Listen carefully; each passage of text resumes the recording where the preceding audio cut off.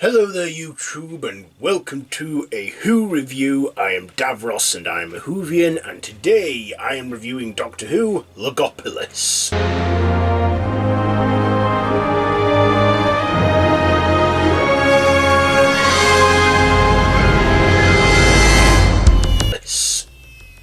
So this is a 4-part serial from 1981 and it's the final story of Tom Baker as the 4th Doctor.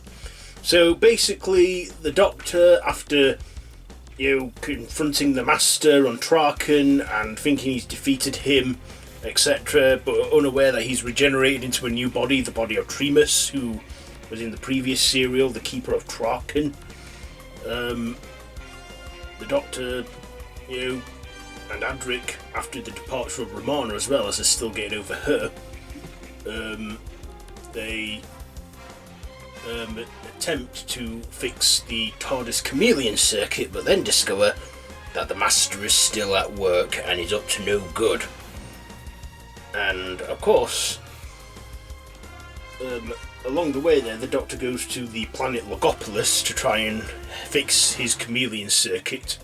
But also along the way, they come across Tegan, who, played by Janet Fielding, and discover that the Master took her aunt and turned her aunt and a police officer into dolls, and then Tegan has to tag along. After they also discover she stumbles into the TARDIS. And also they reunite with Nyssa from the previous serial, the Keeper of Traken, and they also find the Master is up to his old tricks, and the Doctor also sees this strange ghostly figure called the Watcher. And who is the Watcher? What is the Watcher?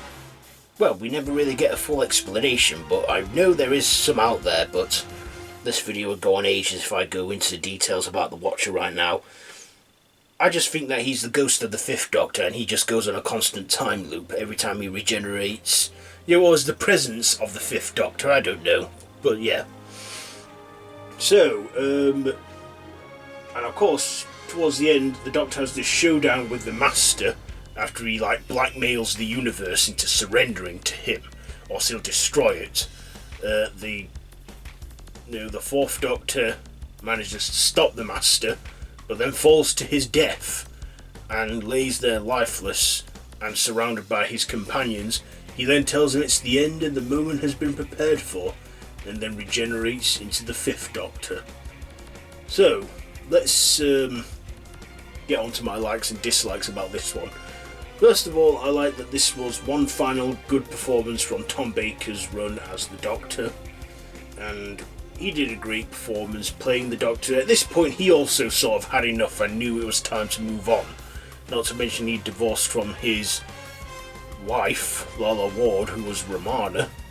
Yeah, they got married, but then that marriage was shortly lived, and then they couldn't bear to be around one another, and that's her reason for leaving.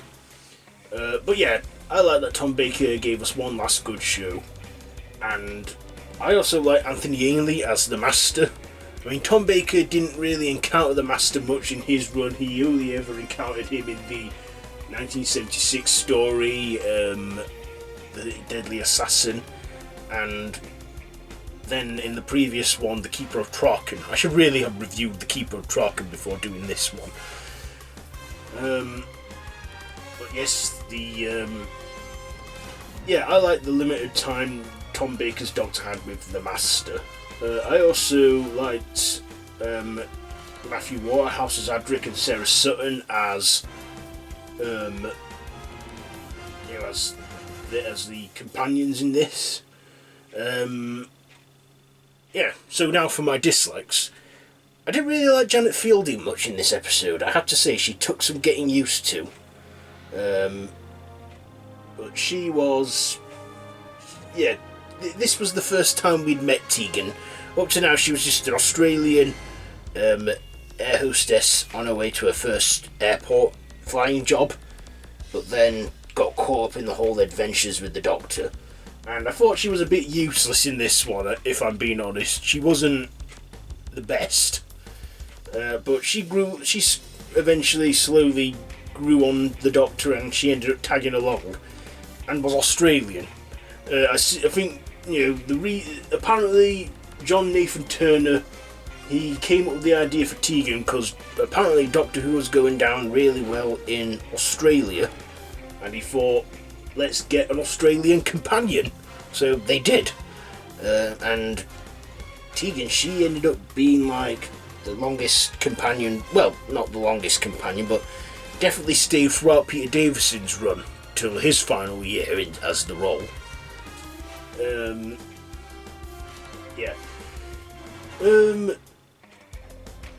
But the other thing, I thought the story was a bit boring, if I'm being honest. It was a bit boring and slow paced. A lot of it was filler. Basically, the only interesting parts were... And we never got to see the Master as well until the third episode. I mean, we'd seen him already, so why build suspense up to revealing him again? I don't get that. I don't like how they did that. But I did like Anthony Ainley as the Master, and little did we know that he was going to become the longest running Master in the show. Well, it was his last incarnation, so he had to be careful.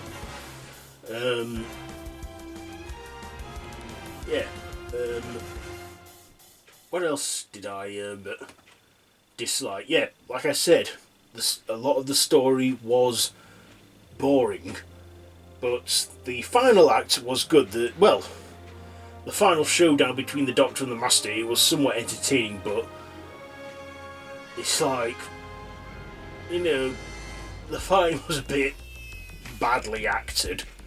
I mean, yeah, like the Doctor tripping the Master over on his scarf, him fighting, and then him like holding on to the satellite that they were fighting on, and then he just lets go. Like Nyssa and Adric, they like slowly see him fall, but then it's like Tegan, she like, yeah. I did like the regeneration scene though, and it was good effects because it wasn't computer generated either. They actually, it's like he emerged with the Watcher, then the fourth Doctor faded into the Watcher, then the Watcher faded into a ghostly version of the fifth Doctor, then the fifth Doctor emerged, and they did that from frames, like cutting and cutting. Like they had Tom Baker cut the camera, put the guy who played the Watcher in there, cut the camera, had Peter Davison in makeup, cut the camera, then quickly get it all off him, and then put him there, and then that was done. I thought the regeneration was good, and it pretty much ended there where we see the regeneration. So we don't get much out of the fifth Doctor till the next serial, which was also the end of a season as well. So they had to wait a bit for the next serial, which would be in the January of 1982.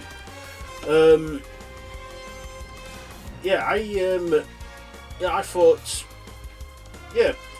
a lot of the performances were there. They were all good, but it's just the story I thought could have done a bit better. It felt a bit lazy, but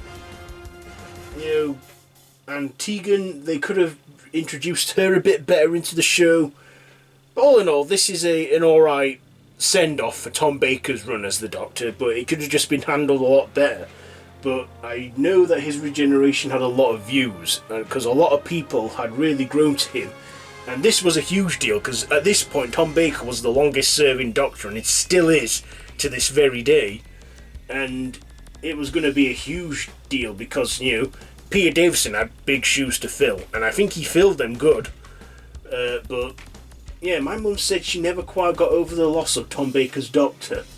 Said it took her a while to warm up to Peter Davison, and yeah, she said that. And at this point, my mum was pretty much getting into her teens, so she was like starting to get out more, and so she gradually lost interest in the show apparently. But Tom Baker was the Doctor of her generation, so she was a bit gutted to see him go. But yeah, I thought Tom Baker did a great final performance. I just wish the story and the writing could have been better. But all in all, Logopilis is an okay serial. It's not brilliant, but I find it watchable. Just not a lot of good, as I've already explained. So yeah, Logopilis. What am I going to give this one? I think I'll give Doctor Who Logopilis, I'll give it a 2.5. So, because I'm a bit split between it.